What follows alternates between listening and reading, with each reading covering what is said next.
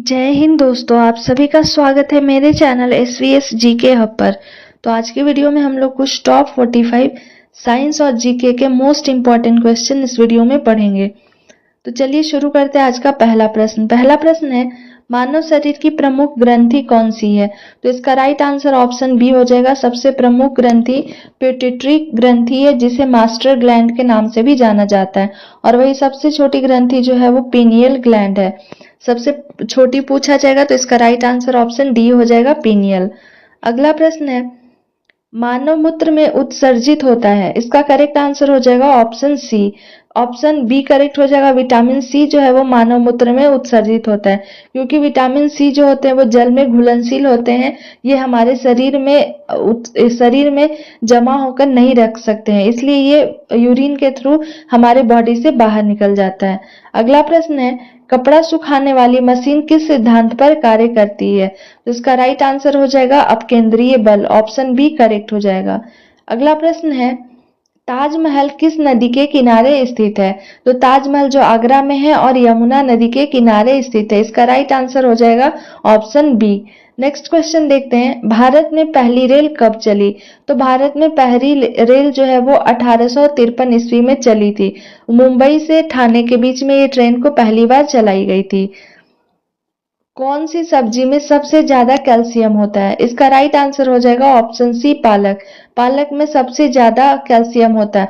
और अगर विटामिन पूछे तो पालक में जितने भी पत्तेदार जो सब्जियां होती है उसमें विटामिन ए जो है प्रचुर मात्रा में पाए जाते हैं। अगला प्रश्न है, एड्रिनलीन हार्मोन किस स्थिति में स्रावित होता है? तो एड्रिनलीन जो है जिसका सिक्रेशन किसके कौन से ग्लैंड से होता है?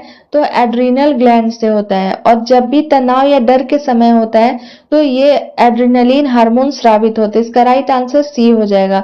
और इसका दूसरा उपनाम जो है वो इमरजेंसी हार्मोन के नाम से भी जाना जाता है। याद रखिएगा, इमरजेंसी हार्मोन या फाइट और फ्लाइट यानी कि लड़ो और उड़ो हार्मोन के नाम से भी एड्रिनलीन को जाना जाता है। अगला क्वेश्चन है, थायराइड ग्रंथि से कौन सा हार्मोन स्रावित होते हैं? तो थायराइड ग्रंथि से स्रावित होने वाले नाम जो हार्मोन है उनका नाम है थायरोक्सिन। इसका राइट आंसर ऑप्शन सी हो जाएगा। नेक्स्ट क्वेश्चन है, सबसे तेज बढ़ने वाला पौधा कौन सा है? केले का, नीम का, बांस का या सपेटा का? तो इसका राइट आंसर ऑप्शन सी हो जाएगा, बांस, जिसे हम लोग बम्बू के नाम से भी जानते हैं। नेक्स्ट क्वेश्चन है, हीमोग्लोबिन किस तत्व से बना होता है? तो हीमोग्लोबिन जो है वो आयरन से बना होता है। इसका राइट आंसर ऑप्शन सी हो जाएगा, आयरन, जिसका सिंबल क्या होता है? Fe होता है। अगला क्वेश्चन है, लाडली बहन योजना का संबंध भारत के किस राज्य से है? करेंट अफेयर का मोस्ट इंपॉर्टेंट क्वेश्चन है। तो ये मध्य प्रदेश MP से संबंधित है। इस योजना के तहत जितने भी आप MP के जो भी माता बहन जो भी हैं उन्हें आर्थिक स्थिति रूप से सबल बनाने के लिए लाडली बहन योजना का संचालन किया गया है। अगला प्रश्न है, पोंगल भारत के किस राज्य में मनाए जाने वाला कृषि उत्सव है? तो इसका राइट आंसर हो जाएगा तमिलनाडु। पोंगल जो काफी महत्वपूर्ण एक उत्सव है जो तमिलनाडु में मनाया जाता है। अगला प्रश्न देखते हैं, भारत की सबसे महत्वपूर्ण यूरेनियम खान कहाँ स्थित है?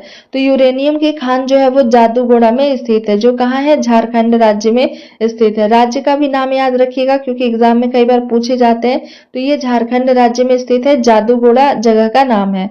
अगला प्रश्न है, दक्षिण भारत की नदियों में सबसे लंबी नदी कौन सी है?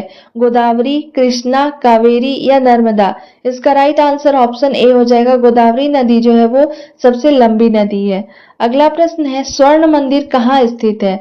जम्मू कश्मीर में, लुधियाना में, अमृतसर में या उड़ीसा में? तो स्वर्ण मंदिर जो है वो अमृतसर में स्थित है। इसका राइट आंसर ऑप्शन सी हो जाएगा। नेक्स्ट क्वेश्चन है, किस देश में सफेद हाथी पाए जाते हैं? मोस्ट इंपॉर्टेंट क्वेश्चन है ये भी। तो इसका राइट आंसर हो जाएगा थाईलैंड। ऑप्शन बी करेक्ट हो जाएगा। थाईलैंड में सबसे ज्यादा सफेद हाथी पाए जाते हैं। नेक्स्ट क्वेश्चन है, टेस्टोस्टेरोन हार्मोन का संबंध किससे है? तो टेस्टोस्टेरोन का संबंध जो है वो पुरुष जनन से। इसका राइट आंसर ऑप्शन सी हो जाएगा। ये एक मेल हार्मोन्स का नाम है जो मेल में पाए जाते हैं। और इसी हार्मोन्स के कारण जो पुरुष होते हैं उसमें दाढ़ी या मूंछ इनका जो आता है वो टेस्टोस्टेरोन के प्रेजेंस के कारण ही आता है। नेक्स्ट क्वेश्चन है, बरौनी तेल शोधक कारखाने की स्थापना किस देश के सहयोग से की गई है? बरौनी तेल जो है रिफाइनरी का जो फैक्ट्री है वो बरौनी में स्थित है और इसके साथ किस देश का सहयोग मिला था? तो इसका राइट आंसर हो जाएगा पूर्व सोवियत संघ। ऑप्शन डी करेक्ट हो जाएगा, जिसे रूस के नाम से भी जाना जाता है। अगला प्रश्न है, निम्न में से किस रंग की तरंगदैर्घ्य सबसे कम होती है? बैंगनी की, लाल की, हरा या नीला? तो इसका राइट आंसर हो जाएगा ऑप्शन ए, बैंगनी रंग जिसे वॉयलेट भी बोला जाता है का तरंगदैर्घ्य सबसे कम होता है। अगला प्रश्न है, समुद्र का जल नीला दिखाई देता है, किसके कारण समुद्र का जल नीला दिखाई देता है? तो इसका राइट आंसर हो जाएगा ऑप्शन सी, प्रकाश के प्रकीर्णन के कारण। नेक्स्ट क्वेश्चन देखते हैं, मनुष्य के मस्तिष्क का औसत वजन कितना होता है?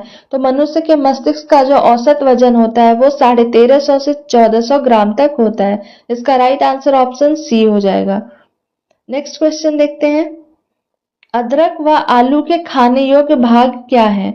अदरक एवं आलू के जो एडिबल पार्ट है उसका नाम पूछ रहा है कि कौन सा है? तो इसका राइट आंसर हो जाएगा ऑप्शन बी, इसके तने को हम लोग खाते हैं। नेक्स्ट है, आम, पपीता, बेर के खाने योग्य भाग कौन से होते हैं? तो आम, पपीता और बेर के मध्य फल भीति को खाया जाता है। इसका राइट आंसर ऑप्शन सी हो जाएगा, जिसे मीजोक्रॉप के नाम से भी जाना जाता है। अगला प्रश्न है, कोशिका में केंद्रक की खोज किसने की थी? चार्ल्स डार्विन ने, रॉबर्ट ब्राउन ने, रॉबर्ट हुक ने या लुई पास्चर ने? तो इसका राइट आंसर ऑप्शन बी हो जाएगा, रॉबर्ट ब्राउन के द्वारा कोशिका में केंद्रक की खोज की गई थी। अगला प्रश्न है, कोशिका का आनुवांशिक पदार्थ क्या है? आरएनए, एटीपी, डीएनए या एमआरएनए? तो इसका राइट आंसर ऑप्शन सी हो जाएगा, डीएनए, जिसका पूरा नाम क्या होता है? तो D4 हो जाता है डीऑक्सी, ठीक है। R4 हो जाता है ribose, deoxy ribose nucleic acid इसका पूरा नाम होता है, क्योंकि कई बार एग्जाम में इसके पूरा नाम भी पूछे जाते हैं कि क्या होता है। तो D4 हो जाता है deoxy, R4 DNA, deoxy ribose, N4 nucleic और A4 क्या होता है? एसिड हो जाता है। आरएनए है, आरएनए का राइबो न्यूक्लिक एसिड हो जाएगा एटीपी, और एमआरएनए, एटीपी जो क्या होता है? तो ये मेन ऊर्जा का स्रोत होता है।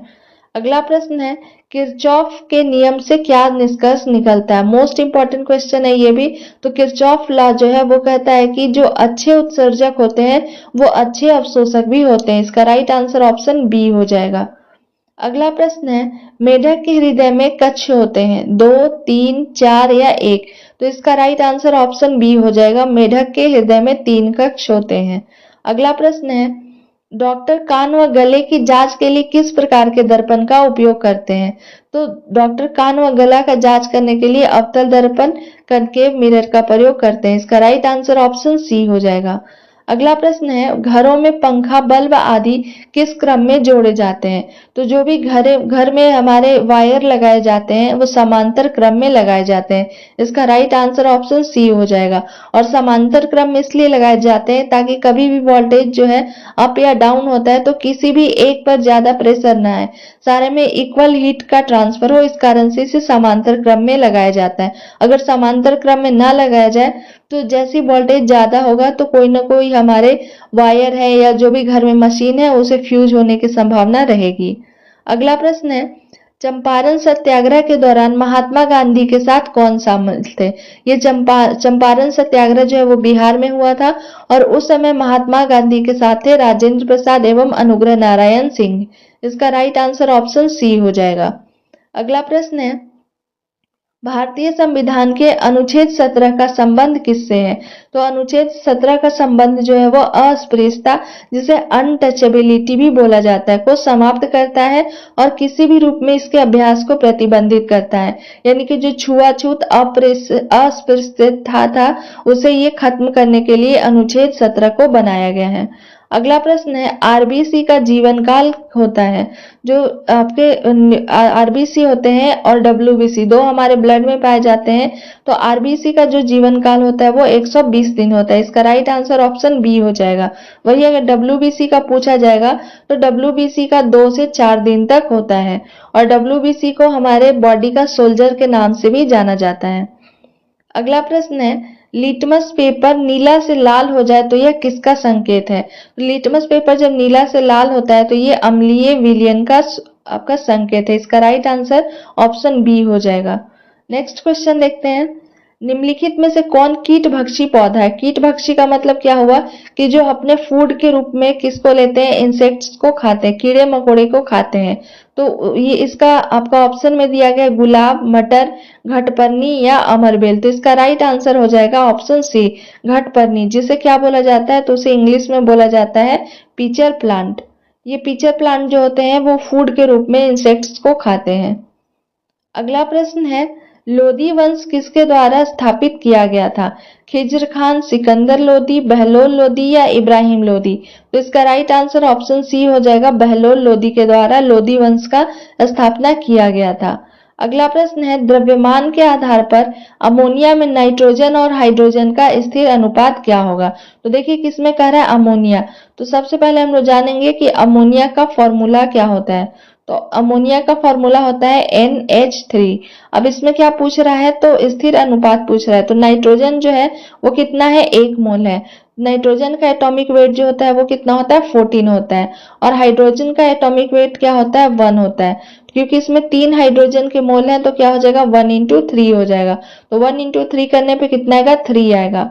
तो इसमें आपका नाइट्रोजन जो है वो कितना है? 14 है और हाइड्रोजन जो है वो 3 है। इसका राइट आंसर हो जाएगा 14:3। क्योंकि देखिए पहले नाइट्रोजन कह रहा है तो नाइट्रोजन को लिखेंगे, नाइट्रोजन 14 और हाइड्रोजन 3। इसका राइट आंसर ऑप्शन बी हो जाएगा।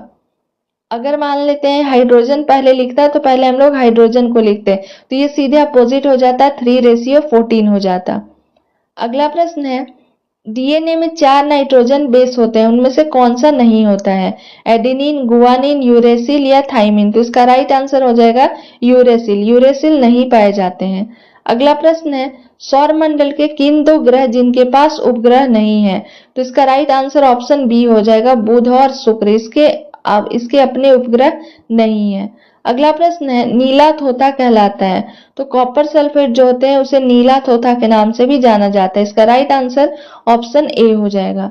नेक्स्ट है, 2 अक्षांश रेखाओं के बीच की दूरी लगभग कितनी होती है? तो 2 अक्षांश रेखाओं के बीच की दूरी 111 किलोमीटर होती है। इसका राइट आंसर ऑप्शन बी हो जाएगा, 111 किलोमीटर। तो ये आपके कुछ इंपॉर्टेंट जीके जीएस के क्वेश्चन थे जो आने वाले 2025 के सभी महत्वपूर्ण क्वेश्चन का कलेक्शन था। आई होप आपको वीडियो पसंद आया होगा। अगर वीडियो पसंद आया तो प्लीज एक लाइक, शेयर एंड सब्सक्राइब जरूर करें ताकि आने वाले वीडियो का नोटिफिकेशन आपके नंबर पर आ सके। और अगर आप मेरे चैनल पे नए हैं तो प्रीवियस वीडियो को भी जाकर एक बार जरूर देखें। आने वाले परीक्षा के लिए साइंस के मोस्ट इंपॉर्टेंट क्वेश्चन का कलेक्शन इस वीडियो में दिया गया है। मिलते हैं जल्द नेक्स्ट वीडियो के साथ। Thank you for watching my video.